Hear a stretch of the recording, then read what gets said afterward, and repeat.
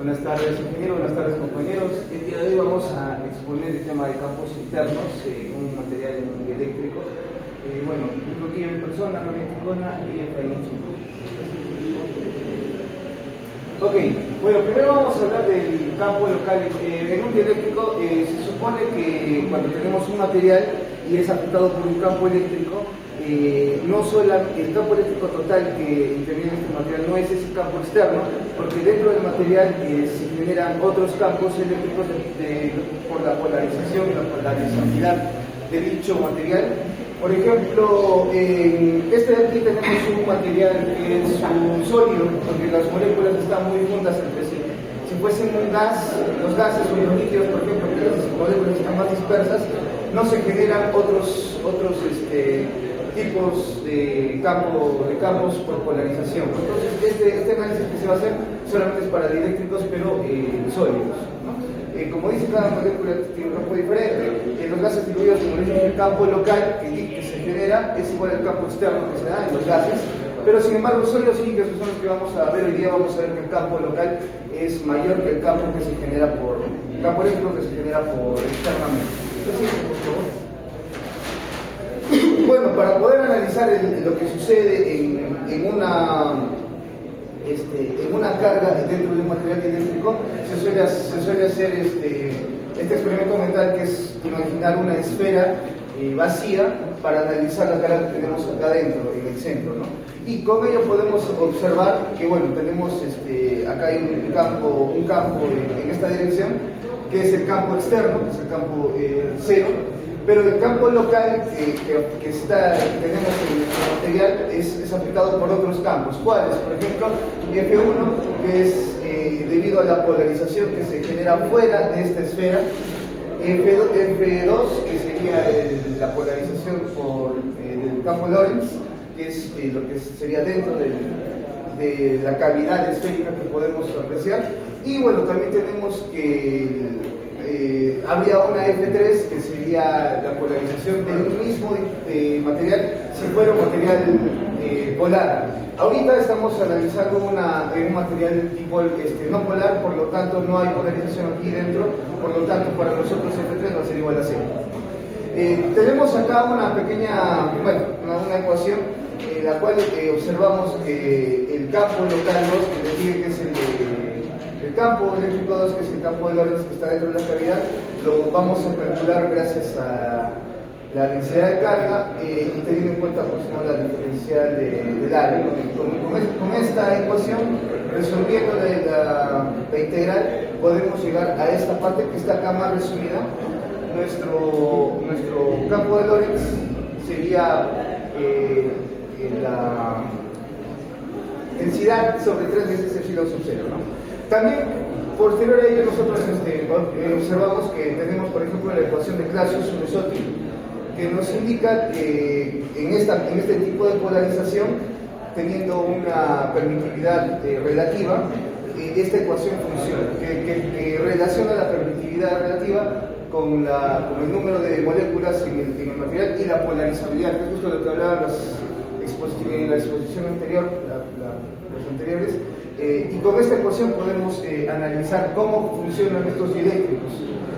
También tenemos que tener en cuenta que si este valor de acá es muy grande, tiende a 1, esta permitividad relativa tendería a 0, lo que generaría una polarización infinita o continua, y eso se conoce como la crisis de Clausius-Soureshotti. Entonces, nos indica que eso no podría ser, por lo tanto este valor acá tiene que ser siempre más pequeño que 1, que es relativamente menor. Siguiente, por favor.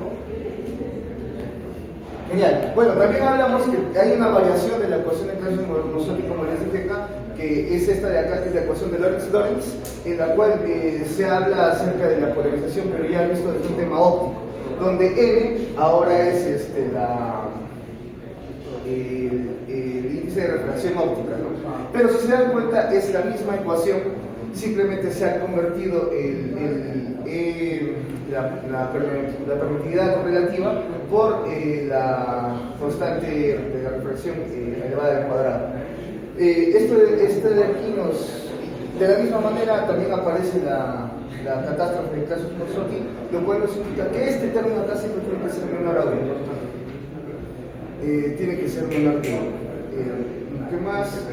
A grandes rasgos nos indica que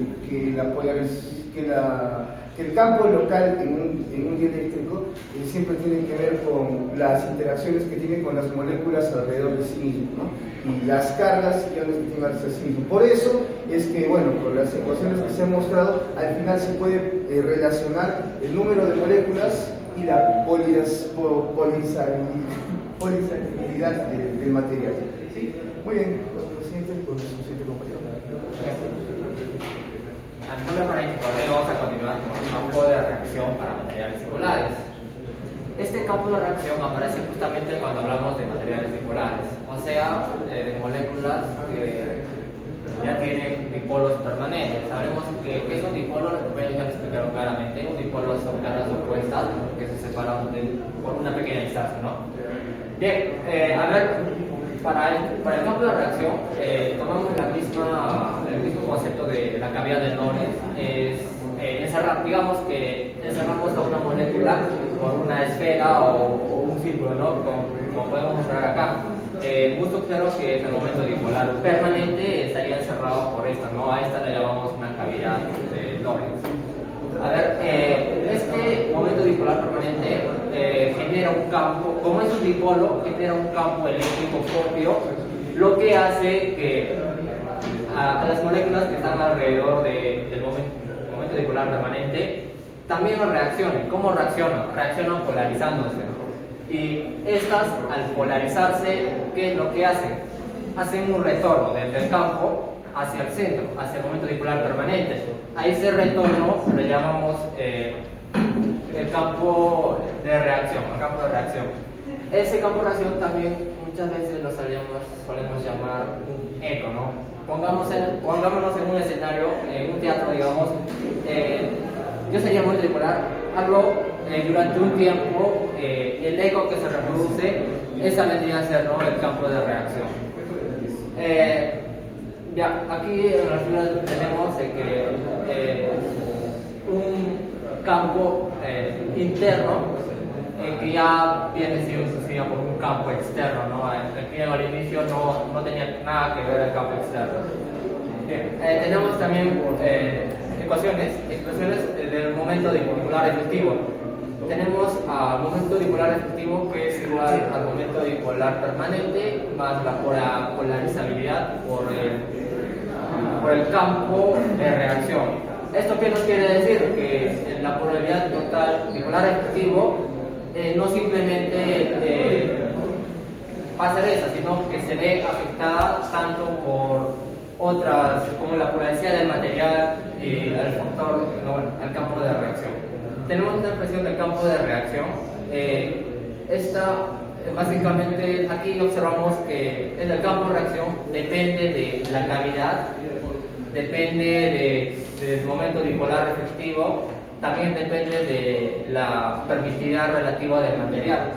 Entonces, este campo de reacción nosotros la llamamos siempre y cuando que va a depender del material. Tenemos el factor F, que básicamente nos va a indicar qué tanto eco produce la polarización de las moléculas que están a su alrededor, ¿no? Después tenemos un momento dipolar corregido. Esta básicamente es un resumen de estas expresiones, ¿no? Y se obtiene esta nueva.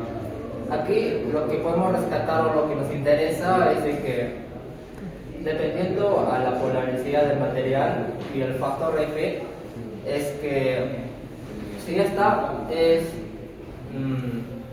se acerca a 1,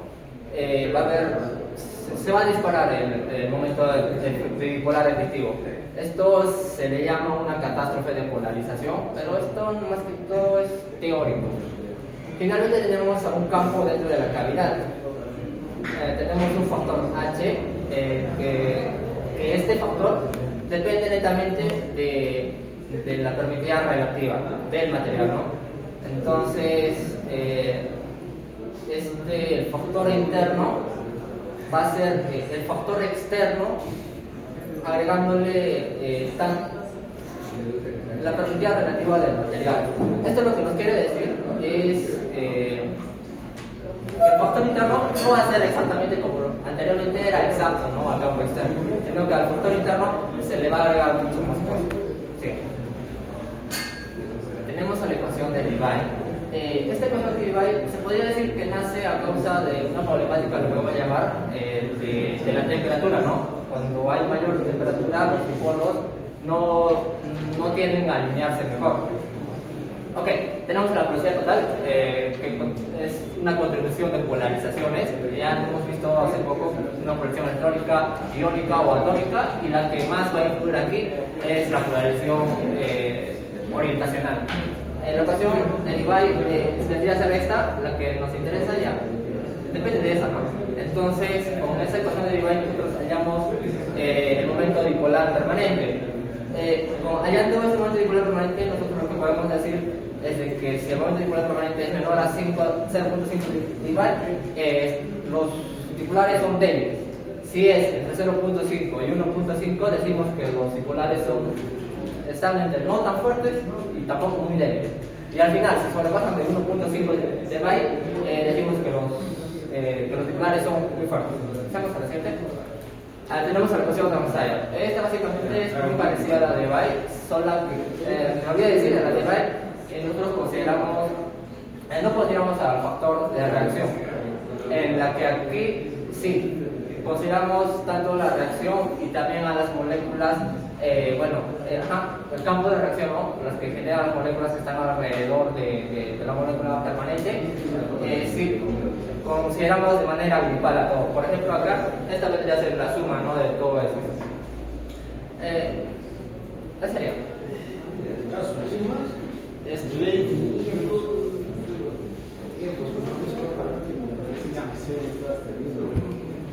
Continuando con la cuestión, en esta parte de la cuestión voy a hablar sobre lo que son un enfoque físico-mecánico con respecto al estudio de la posición mecánica.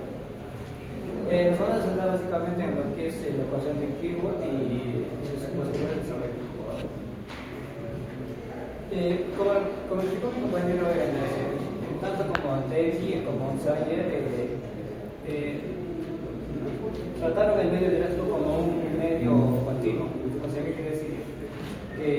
No consideran correlación con respecto a la proyección orientacional, tampoco en la polarización deformacional.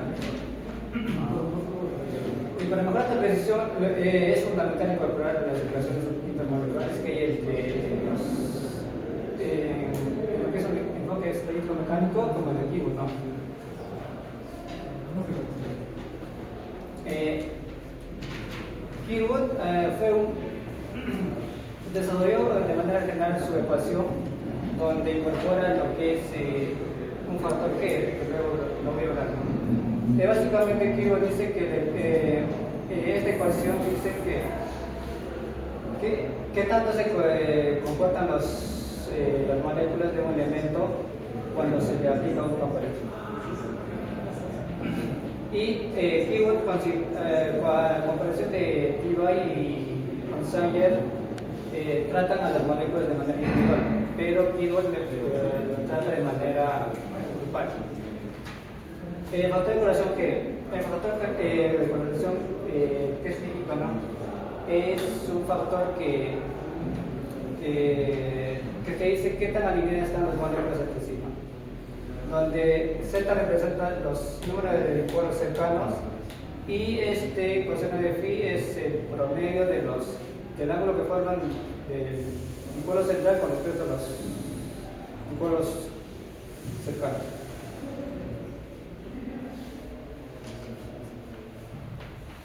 Luego entra Fromlich.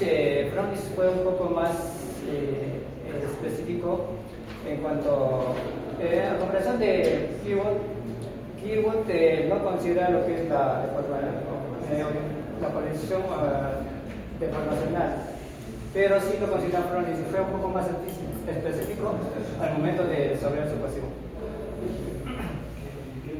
Básicamente la ecuación de Fromlich es esta y trata de relacionar la constante eléctrica estática, que son frecuencias largas, con respecto a la constante dieléctrica de frecuencias altas o también llamada óptica. Y incorpora lo que es el factor G, ¿no? Que es del anterior, lo que es de aquí. En el caso de los polímeros, como los polímeros son materiales que internamente son complejos, necesitaba modificar el factor que lo llamó como G'. Y básicamente, como son materiales con estructura interna compleja, la primera sumatoria dice que esto básicamente significa la intercorrelación, la correlación de los dipolos internos de una sola cadena y esto de los dipolos externos de varias cadenas. Y en cuanto a la importancia del factor G es que los polímeros dependen de una rotación interna de las cadenas de las fuentes de relaciones moleculares. Por ejemplo, en los alcoholes G es importante debido a que los enlaces del hidrógeno, mientras que el nitrógeno es